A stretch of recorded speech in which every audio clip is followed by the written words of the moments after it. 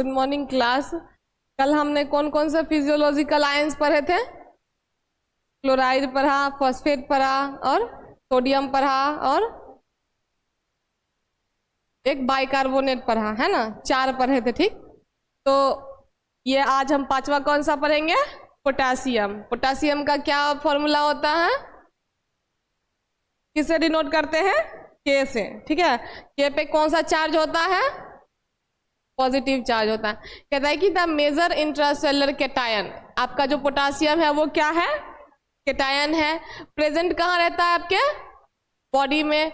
Is potassium whose concentration in intracellular fluid compartment is 23 times higher than that in the extracellular fluid। क्या कहता है? देखो कि the major intracellular cation present in the body is potassium. अब यहाँ पे क्या कह रहा है ये आपका कि ये आपका क्या है? एक इंट्रासेलुलर है, ठीक है। प्लस में क्या है? कैटायन है जो कि आपके बॉडी में प्रेजेंट रहता है। लेकिन कहता है कि इसका कंसंट्रेशन जो है किसमें? इंट्रासेलुलर फ्लूइड में, कंपार्टमेंट में, वो जो है 23 टाइम्स हायर है किससे? एक्स्ट्रासेलुलर में। कहने का मतलब है कि एक्स्ट्रासेलुलर में भी पोटासियम होता है, ठीक है। पोटासियम उसमें भी होगा, लेकिन क्या होगा कि इंट्रासेलुलर में जो है वो कहीं ज्यादा होगा किससे? एज कंपेयर टू एक्स्ट्रासेलुलर, ठीक है। 23 टाइम्स मोर देन एक्स्ट्रासेलुलर, ठीक है। इंट्रासेलुलर में जो इसकी अमाउंट रहेगी वो बहुत हाई रहेगी, ठीक है। अब ये कहता है कि आपका कि potassium ions along with sodium ions are involve in nerve conduction through sodium potassium pump. कहता है कि नर्व कंडक्शन के लिए भी आपको क्या यूज किया जाता है? क्या चाहिए आपको? पोटासियम। अगर आपको नर्व कंडक्शन क्या होता है आपका? Sending signals in nerves using sodium potassium, मतलब सोडियम और पोटासियम को यूज करके जो आपका सिग्नल भेजा जाता है कहाँ पे? नर्व में, तो उसको हम क्या कहते हैं? नर्व कंडक्शन, ठीक है। तो इस प्रोसेस के लिए भी आपको क्या चाहिए? Sodium potassium pump. क्योंकि सोडियम पोटासियम पंप क्या करता है कि दोनों को एक अपोजिट डायरेक्शन में रखता है, ठीक है। सोडियम को एक तरफ, दूसरे तरफ पोटेशियम को, ठीक है। आप कहते हैं कि there is rapid excretion of excess potassium by the kidney. अब देखो कुछ भी बॉडी में एक्सेस होगा उसको रिमूव करने का काम कौन करेगा? किडनी करेगा, ठीक है। उसके बाद आपका डेली रिक्वायरमेंट जो है क्या हो गया कि the daily requirement of potassium by an adult is about 3.5 gram के आसपास पर डे। समझे कि अगर एक एडल्ट है, मतलब 18 ईयर से अबव है या 18, तो उसका जो डोज होगा पर डे पोटासियम का वो 3.5 ग्राम पर डे होगा, ठीक है। अब कहते हैं कि डाइटरी सोर्स इसका क्या क्या हो गया? ये आपका कहाँ से मिलता है? फूड रिच इन पोटासियम, ऐसा फूड जो पोटासियम में क्या हो? बहुत ज्यादा हाई हो, जिसमें पोटासियम की प्रेजेंस बहुत ज्यादा हाई रहती है। तो जैसे कि आपका एप्रीकोट। एप्रीकोट क्या होता है कि छोटे से ऐसे से होकर के ऑरेंज कलर के फ्रूट्स होते हैं, उन्हीं को एप्रीकोट कहा जाता है, ठीक है। चाहे बनाना हो गया, ऑरेंजेस हो गया, एटसेट्रा, और भी बहुत सारे आते हैं जिनमें पोटासियम की जो अमाउंट होती है वो बहुत हाई अमाउंट में होती है, ठीक है। यहां तक क्लियर है? अब चलो पोटासियम के फंक्शन पे कि इसका फंक्शन क्या क्या है। तो सबसे पहला फंक्शन क्या हो गया इसका? Nerve impulse transmission is regulated by potassium. Nerve impulse transmission क्या हो जाएगा आपका? हाउ नर्व सेल्स, न्यूरॉन जो है सेंड मैसेज, जो आपका मैसेज सेंड करता है वो कैसे करता है? तो वो जो करता है उसी को हम क्या कहते हैं? नर्व इम्पल्स ट्रांसमिशन, ठीक है। तो वो भी आपका किसके द्वारा रेगुलेट किया जाता है? पोटासियम के द्वारा रेगुलेट किया जाता है, ठीक है। उसके बाद आपका क्या होगा? Many biological activities occurring with in the body cells require potassium. बहुत सारे ऐसे बायोलॉजिकल एक्टिविटीज होते हैं बॉडी में जिसको पूरा करने के लिए भी आपको क्या चाहिए? पोटासियम, ठीक है। दैट इज मसल, जैसे कि मतलब कि आप बायोलॉजिकल एक्टिविटी की बात किया तो कौन सी बायो, जैसे कि आपका क्या हो जाएगा? मसल कॉन्ट्रैक्शन हो गया या कार्डियक मसल कॉन्ट्रैक्शन हो गया। इन सब के लिए भी आपको क्या चाहिए? पोटेशियम की जरूरत है, ठीक है। अब कहता है आपका कि various body fluids electrolyte composition is maintain by potassium. कहता है कि जो आपके बॉडी में इलेक्ट्रोलाइट का जो बैलेंस होता है उसको भी बैलेंस बना, कंपोजिशन को मेंटेन करने का काम कौन करता है? पोटासियम। अब कहते हैं कि the pH regulation bye hydrogen ions exchange is done by potassium. अब पीएच रेगुलेट जो होता है किसके द्वारा, हाइड्रोजन आयंस के द्वारा, वो भी किसके द्वारा होता है आपका, पोटासियम के द्वारा होता है, ठीक है। फिर कहता है पांचवा, treatment and prevention of hypokalemia. Hypokalemia क्या हो जाएगा आपका,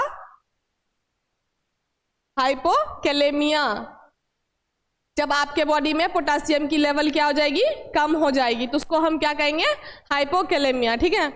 तो आपका, या फिर और पोटासियम डिप्लीशन, पोटासियम डिप्लीशन क्या हो जाएगा आपका,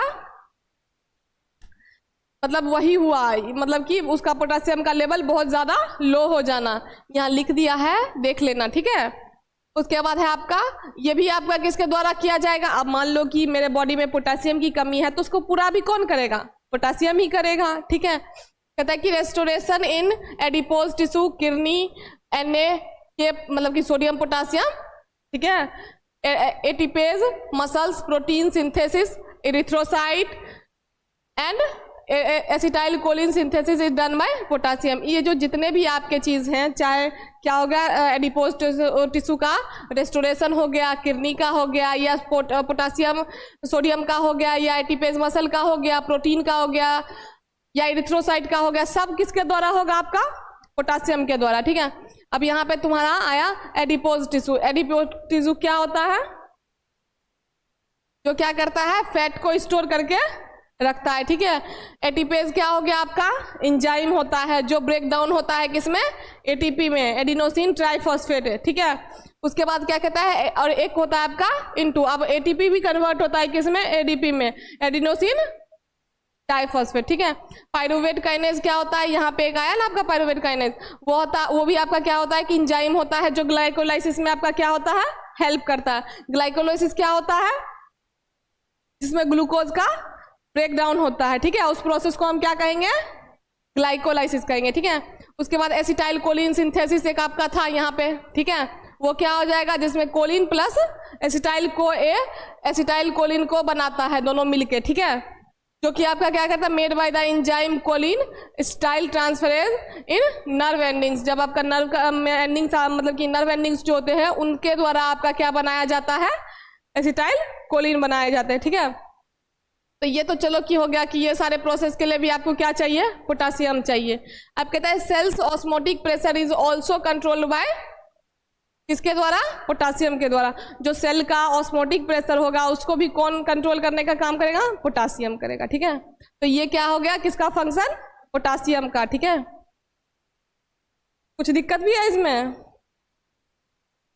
दिक्कत होगा जो वर्ड्स में नीचे लिखा हुआ है उसको पढ़ना, समझ में आ जाएगा, ठीक है।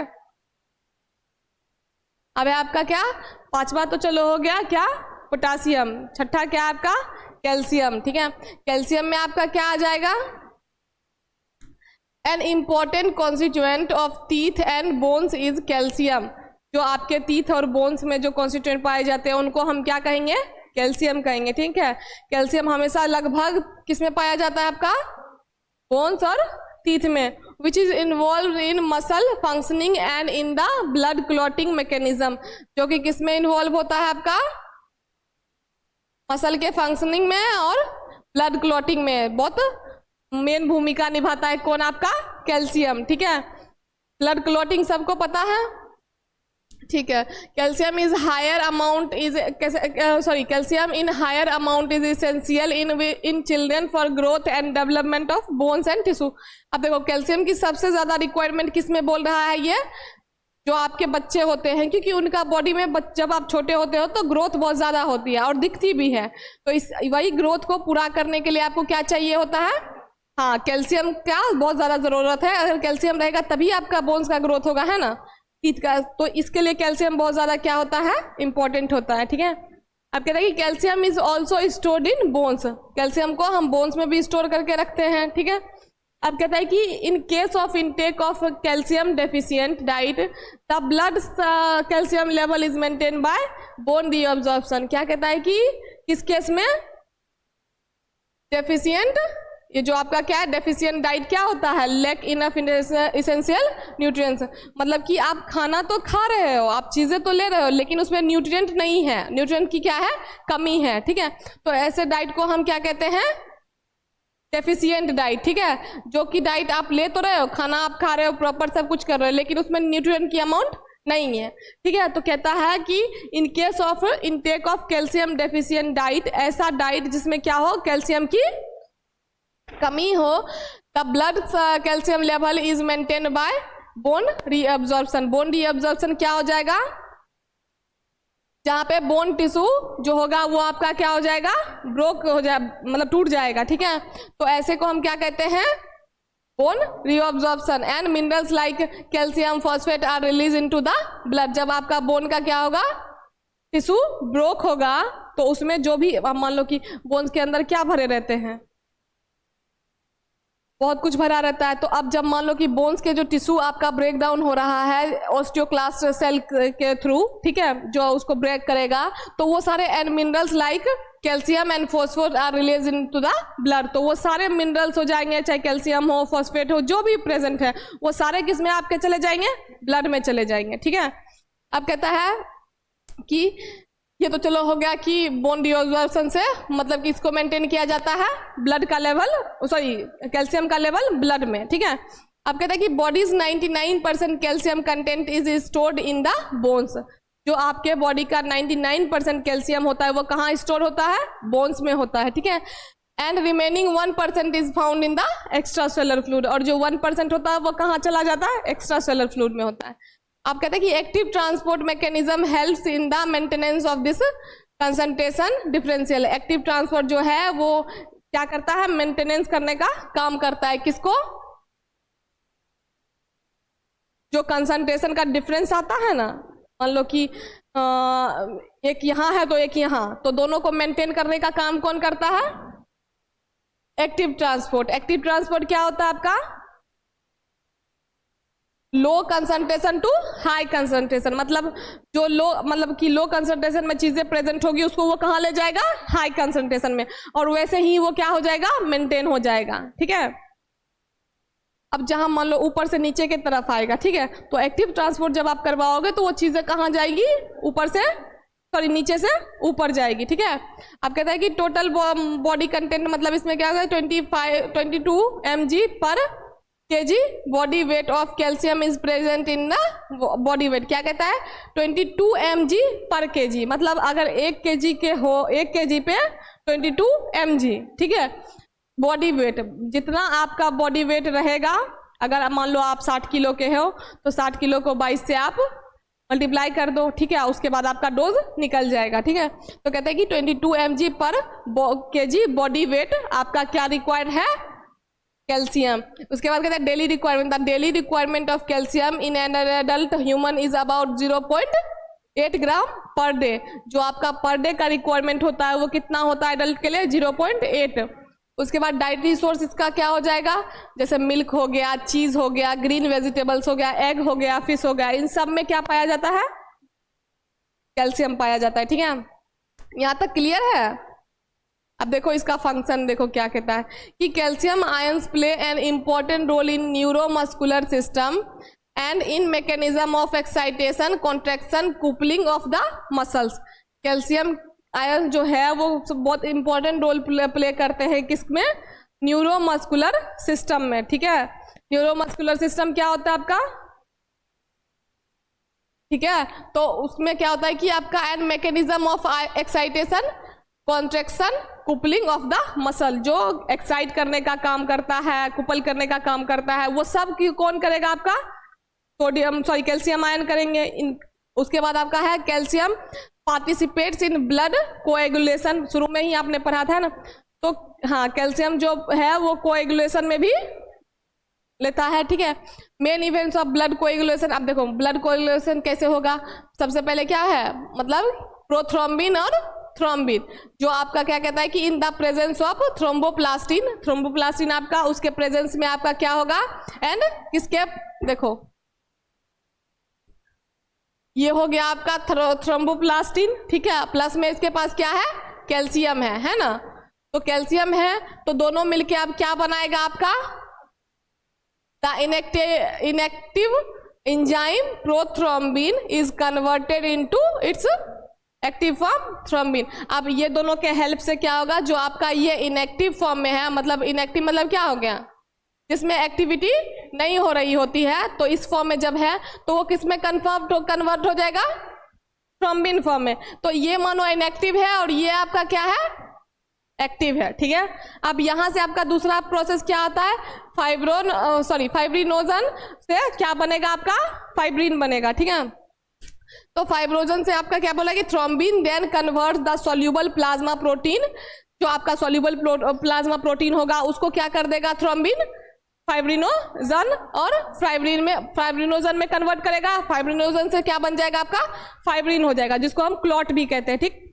तो ये प्रोसेस किसका है, आपका कैल्शियम, मतलब कि ब्लड क्लॉटिंग में ये आपका रोल है, किसका, हाँ देखो अब ये हो गया क्लॉट में। Clot formation, fibrin forms an insoluble mass of thread that trap blood cells producing a clot to stop bleeding. उसके बाद जो आपका ये फाइब्रिन का काम क्या होता है कि वो क्या करता है कि एक इनसॉल्युबल मैस तैयार कर लेता है, ठीक है, जिसमें वो क्या करता है, ब्लड सेल को ट्रैप कर लेता है। मैस मतलब जानते हो अब मछली जैसे हाँ नेट टाइप का होता है, मछली कैसे मारते हो ना, नेट फेंकते हो उसमें फंस जाती है, वैसे ही सेम यहाँ पे है कि एक मैश तैयार कर लेता है ये, उसमें क्या होता है ब्लड सेल्स आके आपके ट्रैप हो जाते हैं, ठीक है। अब जब ट्रैप हो जाते हैं तो जो क्लॉटिंग होता है उसको क्या क्लॉट हो जाता है, क्लॉट होने की वजह से ब्लीडिंग जो आपका होता है वो रुक जाता है, ठीक है, क्लियर है। कैसे कोई बोलेगा कि कैसे रुका ब्लड, तो कैसे बोलोगे, जो आपका फाइब्रिन होता है वो क्या करता है, ब्लड सेल्स को ट्रैप करने का काम करता है, जिसके वजह से क्लॉट होता है और क्लॉट के वजह से ब्लीडिंग होना रुक जाता है। और इसका पूरा प्रोसेस क्या है कि थ्रोम्बोब्लास्टिन जो है वो क्या के प्रेजेंस में आपका क्या बनता है, प्रोथ्रोम्बिन क्या बनाता है, आपका थ्रोम्बिन बनाता है ना।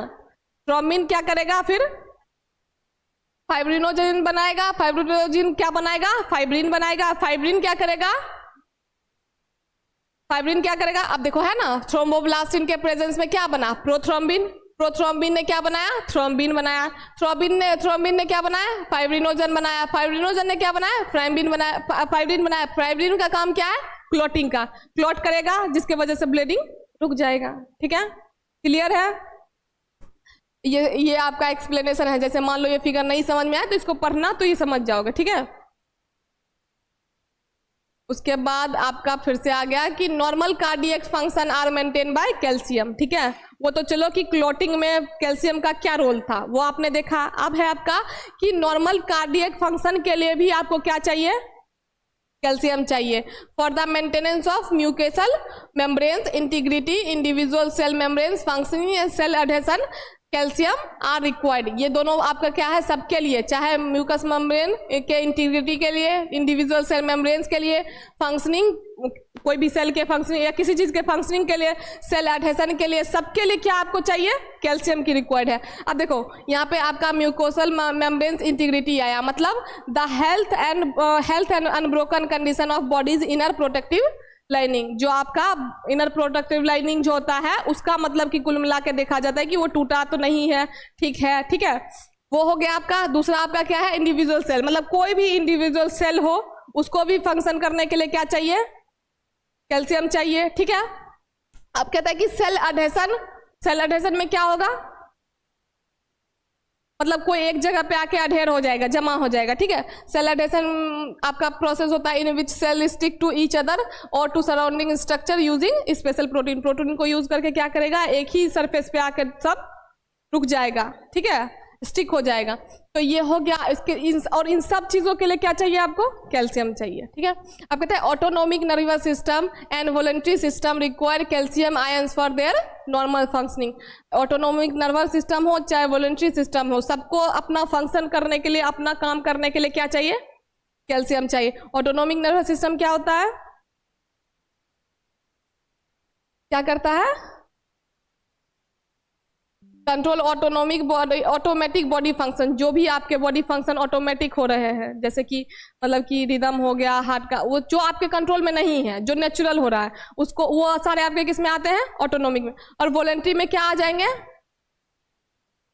वॉलेंट्री में आएगा control movement you choose to make, जिस मूवमेंट को आप कंट्रोल करना चूज कर सकते हो कि हम इसको चूज कर सकते हो, जैसे हाथ पैर हिलाना, ये सब आप चूज कर, चाहो तो आप ना हिलाओ, चाहो तो आप हिला लो, है ना।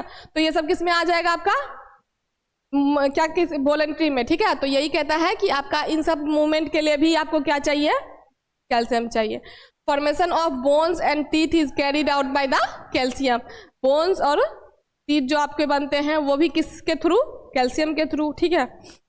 ये तो नॉर्मल सी बात है, सबने सुना होगा, है ना, कि दांत और हड्डी में कैल्शियम प्रेजेंट रहता है, ठीक है। अब कहता है कि जो formation of solid skeletal material, skeletal material मतलब क्या हो गया, वही बोन्स हो गए आपके, स्कल हो गए आपके, ठीक है।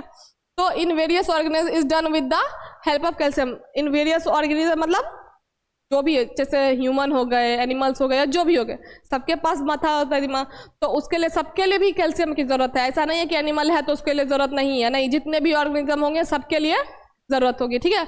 उसके बाद है आपका protein conformation is established with the help of calcium. Protein की जो इस्टेब्लिशमेंट होगी वो भी किसके थ्रू होगी, कैल्शियम के थ्रू। कुल मिला के ये जो आपका कैल्शियम का था पूरा बहुत ही इंपॉर्टेंट रोल था इसमें, ठीक है। उसके बाद जो आपको यहाँ नहीं समझ में आएगा वो लिख दिए हैं, ठीक है। और मतलब कि अभी इतना पढ़ लो, उसके बाद नेक्स्ट क्लास में आपको मैग्नीशियम वाला पार्ट भी क्लियर करवा देंगे, ठीक है। मैग्नीशियम थोड़ा बड़ा है, उसको देखना मतलब कि अच्छे से पढ़ना, ठीक। तब तक इतना पढ़ो।